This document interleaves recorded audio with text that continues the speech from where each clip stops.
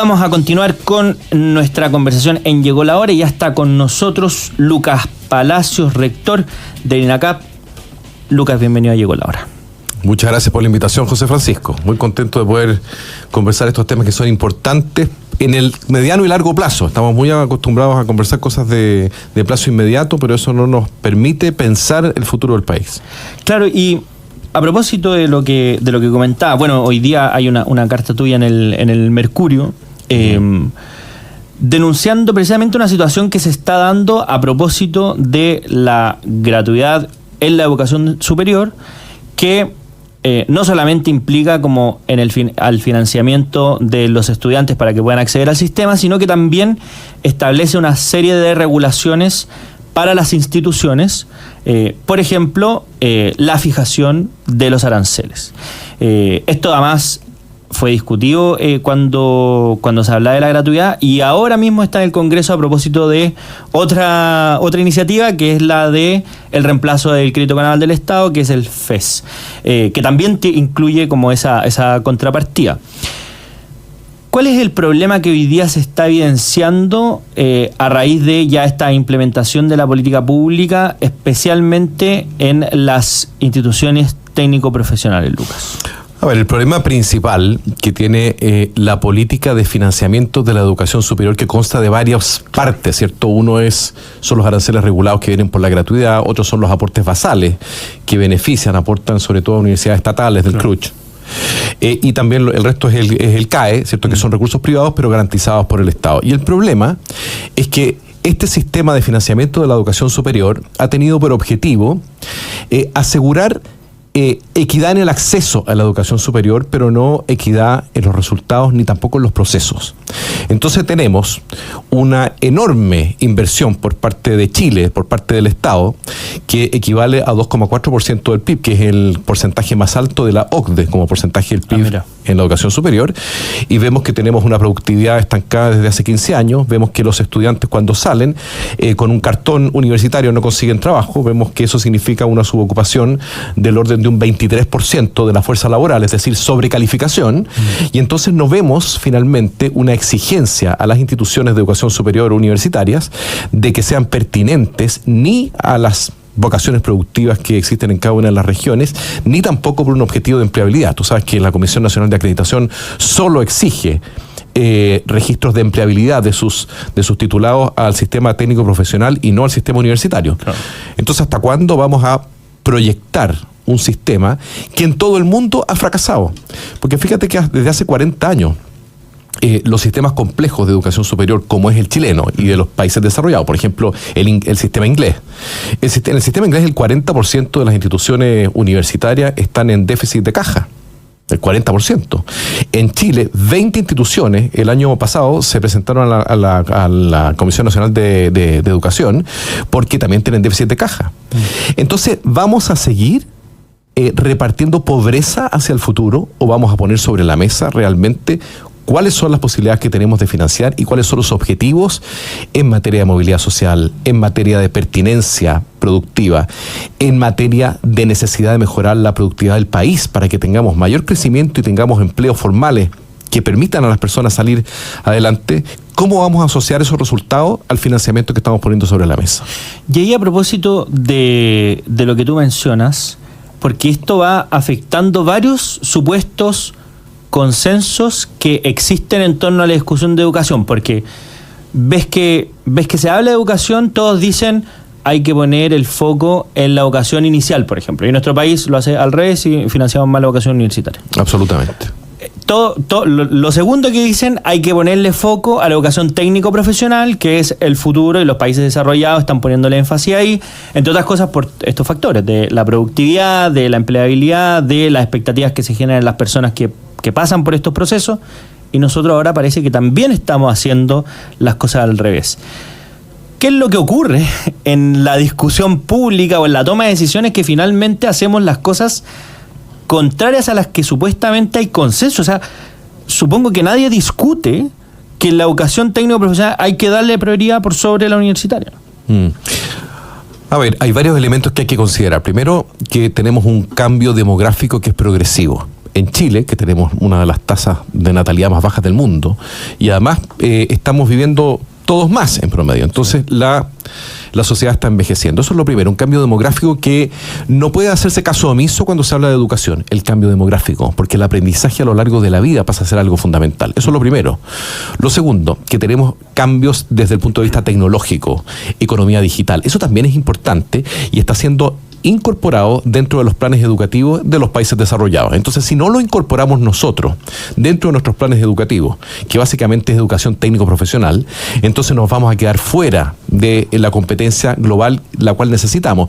Y además, otro problema que tenemos es que en nuestra economía, que el 99% de las empresas son pymes, pequeñas y medianas empresas, y sin embargo son cada vez menos competitivas, venden el 12% de las ventas totales, ese 99%. Esto es la mitad de lo que vendían en el año 1997, que también era el 99% de las empresas pyme, pero vendían el 25%. Entonces, si no hacemos una transferencia de nuevas tecnologías que genere un mayor nivel de competitividad laboral en las pymes, entonces lo que estamos haciendo es restringiendo las posibilidades de que más personas tengan oportunidades de salir adelante, sacar adelante sus familias y que exista una verdadera movilidad social. Todo eso se hace a través de la educación técnico-profesional. ¿Por qué? Porque es una educación que está mucho más actualizada, son programas mucho más acotados, 2 años, máximo 4 años, no como una educación universitaria que son 6,3 años, y además existe un sistema mucho más homogéneo en materia de calidad. Porque el problema de la educación universitaria es que es muy heterogénea las universidades. Hay algunas que son muy buenas y otras que son medianas y otras que son bastante deficitarias. ¿Por qué? Porque le hemos exigido a todas que sean complejas. ¿Qué significa que sean complejas? Que tienen que financiar vinculación con el medio, tienen que financiar investigación, entre otras cosas. Entonces no les alcanza.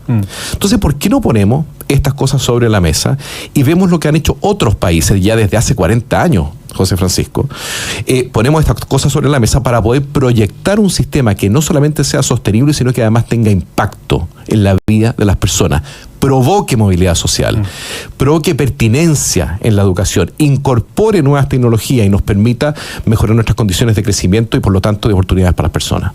Y ahí en ese sentido, bueno, estamos conversando con Lucas Palacios, rector del INACAP, cuando se fijan estos criterios, como vamos a hacer este tipo de financiamiento y le vamos a exigir como contrapartida, entre comillas, a las instituciones que cumplan algunos requisitos, o les vamos a imponer a ciertas condiciones, como el arancel, el arancel fijo, o por ejemplo también limitar la posibilidad de crecer. O sea, como si hay instituciones que tienen programas dinámicos, lo esencial es que puedan moverse hacia arriba o hacia abajo, y cuando tú limitas el crecimiento, evidentemente la rigidizas.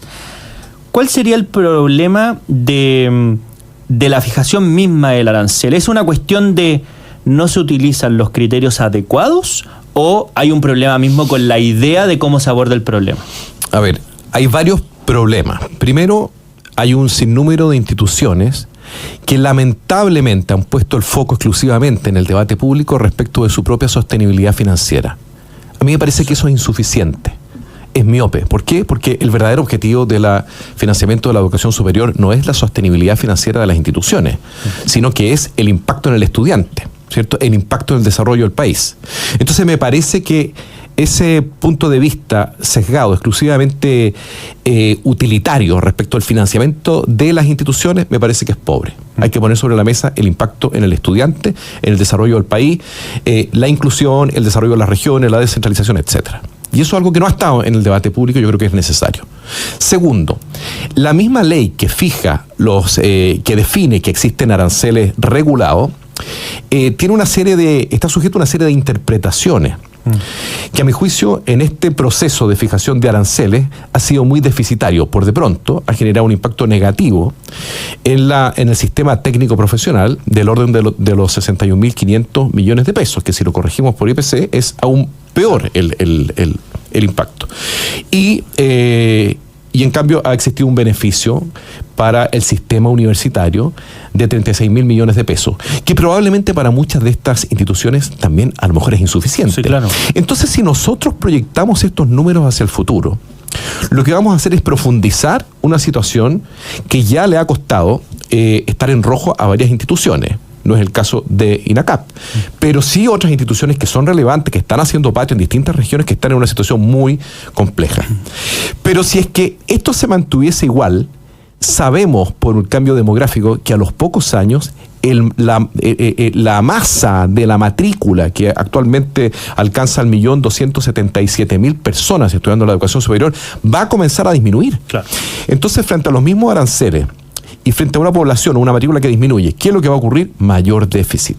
Entonces, ¿para qué postergar un debate que sabemos a dónde va a ir? Que va a ir a un sistema en crisis. ¿Por qué entonces no hacemos lo que han hecho los países desarrollados, que ponen estas cosas sobre la mesa, observan la necesidad de que exista acceso a la educación superior, existan métodos de financiamiento públicos y privados, que es como se ha resuelto en países desarrollados, y también se pone por objetivo cuáles son las necesidades del país y las regiones? Mira, a mí me frustra darme cuenta que en el Ministerio de Educación tienen visión respecto de eso, pero durante décadas han estado presionados por grupos de interés y entonces no tienen la libertad suficiente para plantear estas cosas con altura de miras. Y vemos entonces que en el proceso de fijación de aranceles del próximo año vemos problemas de interpretación en lo que son las economías de escala y tamaño institucional, vemos problemas de pertinencia territorial, vemos problemas de cálculo de los costos de infraestructura, vemos problemas de los tratamientos de los valores atípicos, ciertos sesgos muestrales, vemos un problema grave, que en el Ministerio de Educación faltan profesionales que realmente sean expertos en educación superior técnico profesional, que es distinta a la educación universitaria. Ojo, que la educación superior técnico profesional agrupa el 45% del total de estudiantes estudiando la educación superior en Chile. Entonces es algo bastante significativo, pero el debate público se centra en la universititis. Y hay universidades que son muy importantes que existan y que tengan financiamiento suficiente. Por ejemplo, la Universidad de Chile, una serie de universidades estatales, la Universidad Católica. Y hay otras universidades privadas que también son buenas, pero hay un montón de otras universidades que la verdad es que creo que tienen que ser mucho más pertinentes y mucho más exigentes en sus métodos de enseñanza. No, y además también pasa con un sistema de educación superior complejo, que es que bajo algunos estándares uno podría decir que hay instituciones de educación superior, no sé, pienso en universidades que son más masivas y menos complejas que la Universidad Católica y la Universidad de Chile, pero que logran generar finalmente movilidad social. O sea, la Universidad Católica, yo estoy ahí, no genera movilidad social, porque los que van ahí, o genera poca movilidad social para no ser lapidario, pero los que van ahí son principalmente personas pertenecientes a los quintiles más ricos de la población. En cambio, los que pueden pertenecer a otras universidades les permite también generar mayores ingresos que si no hubieran pasado por la educación superior. El tema es cómo finalmente, que es lo que tú señalas, cómo son finalmente pertinentes esas carreras y si son proyectables hacia el futuro, más allá de fijar a priori cuáles son las regulaciones. Y ahí, a propósito de eso mismo, que cuando se discutió lo de la gratuidad en educación superior, uno de los temores, que es lo que yo creo que está pasando ahora, es que finalmente el cliente, voy a decirlo en términos burdos, pero el cliente que había que satisfacer por parte de las instituciones de educación superior era quien determinaba estas reglas del juego, en vez de el alumno que prefiriera el proyecto educativo con las reglas del juego, pero que prefiriera tu propio proyecto. Hoy día estamos viendo una especie como de disputa entre cuáles instituciones pesan más frente al gobierno de turno, más que el proyecto de país que queremos para los próximos años. Claro, lo que pasa es que los gobiernos que tienen un periodo muy acotado y tienen muchos problemas, además, claro, tener un conflicto con ciertos grupos de universidades es complejo. Sí. Es complejo. Entonces, prefieren no enfrentar ese problema. Igual este gobierno ha enfrentado algunos problemas, y hay que reconocerlo, y ha intentado hacer lo que puede, pero sin embargo, el esquema de negociación en que estamos sumidos pone, tal como tú dices, incentivos que son de corto plazo y no están puestos finalmente en el, entre comillas, cliente final, que es el país, claro, y sus habitantes. Y ahí es donde toma relevancia lo que tú planteas, que quizás si no pusiéramos la carreta al frente de los bueyes, debiéramos hacernos la pregunta respecto de cuál es la inversión que tenemos que hacer en educación parvularia, de calidad, primaria, secundaria, porque finalmente cuando estamos hablando de educación superior ya estamos hablando del último tramo del aprendizaje, ¿cierto? Pero la educación es un continuo a lo largo de la vida, entonces debiéramos hacernos cargo de todo el proceso educativo, y dentro de la educación superior, casi 2/3 de las personas que estudian en la educación superior son primera generación de estudio. Sí, claro. Entonces, ¿dónde está la movilidad social? Está en la educación técnico-profesional. ¿Y dónde están los recursos? Están sobre todo en las universidades. ¿Por qué? Porque, de acuerdo a números de impuestos de Contraloría, de las instituciones universitarias y técnicos profesionales que están adscritas a la gratuidad, las universidades reciben 3,3 millones de pesos por estudiante al año. En cambio, el sistema técnico profesional es 1.100.000, es decir, 1/3. En circunstancias que es la educación técnico profesional la que genera mayor empleabilidad, la que responde a las necesidades del país, porque existe un déficit de entre 600.000 y 700.000 técnicos y técnicos profesionales en Chile. En cambio, hay muchas personas que salen después de estudiar casi 7 años en la universidad, se demora 6,4 en promedio, y salen con un título universitario que después no tienen cómo ejercer. Entonces, eso es un tema ético también, José Francisco. Se les debe pedir pertinencia, o al menos se les debe pedir que entreguen la información a sus estudiantes respecto a la empleabilidad futura que van a tener, además en su región, en donde están sus raíces, donde están sus afectos, porque finalmente sale un estudiante con un título universitario y tiene que andar peregrinando por Chile buscando una pega. Y así es como tenemos que de la fuerza laboral, el 23% de la fuerza laboral, 23% está subocupada, es decir, está sobrecalificada. Claro.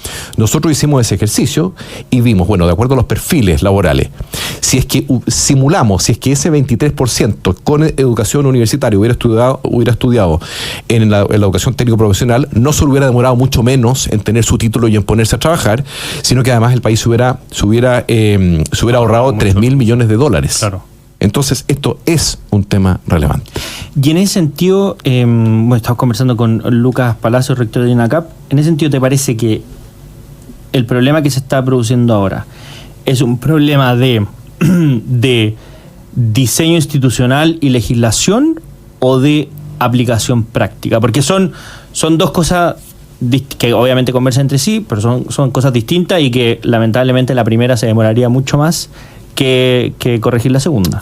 Yo creo que tenemos los dos problemas. A ver, Chile se planteó una masificación de la educación superior. Piensa que hace 40 años habían solo 189.000 personas que estudiaban en la educación superior, una élite, unos pocos, y ahora son 1.277.000. Somos de los países que tienen un porcentaje de la población mayor estudiando en la educación superior. Entonces, el proceso de masificación de la educación superior, que fue el objetivo que se planteó en la política pública, es algo que se logró. Es decir, mucha gente tiene acceso a la educación superior. Pero no hemos tenido el mismo objetivo respecto de los procesos. ¿Y por qué? Porque vemos que existe una heterogeneidad gigantesca entre las instituciones en materia de calidad. Y no le hemos hecho un seguimiento y una exigencia en los resultados. Empleabilidad, pertinencia, productividad laboral, movilidad social. Entonces ahora, mirando en retrospectiva, si seguimos aplicando las mismas recetas del pasado, no tenemos cómo esperar resultados diferentes hacia el futuro.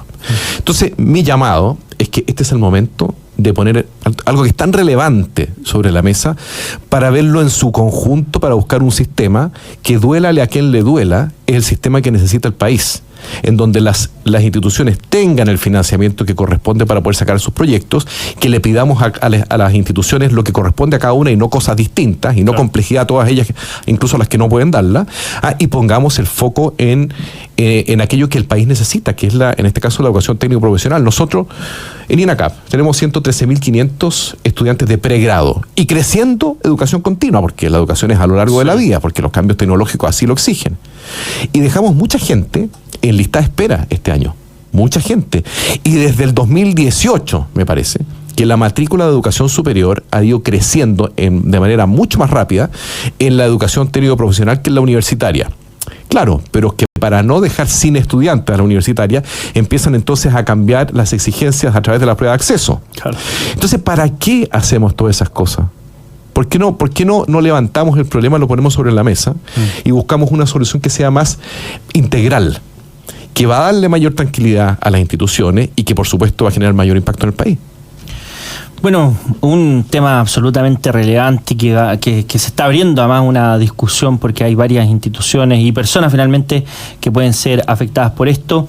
Lucas Palacio, rector de INACAP, queremos agradecer por habernos acompañado en esta edición de Llegó la Hora. Gracias. Bueno, y respecto a la otra parte de tu pregunta, efectivamente, en la definición de los aranceles regulados, nosotros le hicimos ver nuestras inquietudes al comité de expertos de los aranceles regulados, de que hay una serie de problemas en la interpretación de la norma, de la ley, y que finalmente están generando un desmedro muy importante al sistema técnico profesional, y eso contradice finalmente no solamente la ley, sino que contradice cuáles son los objetivos que ésta persigue. Entonces yo creo que ahí ojalá que sea bien recogido, y nosotros estamos absolutamente dispuestos a, de manera neutral y profesional, aportar al debate. Buenísimo. Bueno, hecho el punto, vamos a estar muy atentos a lo que pase en esta materia. Nos vamos a una breve pausa y ya seguimos con más Llegó la Hora.